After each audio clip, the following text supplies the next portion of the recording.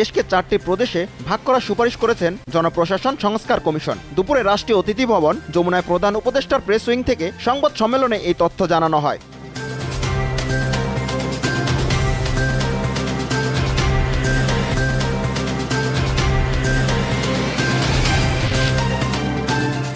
প্রধান উপদেষ্টার কাছে বিচার বিভাগ সংস্কার কমিশনের প্রতিবেদন হস্তান্তর করা হয়েছে। সেখানে বিচার বিভাগকে স্বাধীন ও কার্যকর করার প্রস্তাব এসেছে জানিয়েছেন প্রেস সচিব শফিকুল আলম।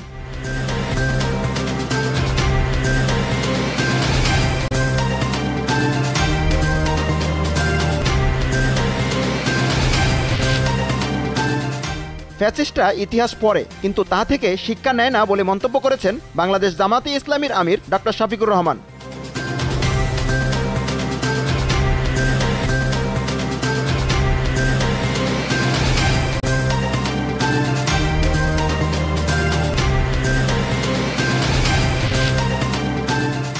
জাতিসংঘের মানবাধিকার কাউন্সিল থেকে যুক্তরাষ্ট্রকে প্রত্যাহারের একটি কার্যনির্বাহী নির্দেশপত্রে স্বাক্ষর করেছেন মার্কিন প্রেসিডেন্ট ডোনাল্ড ট্রাম্প।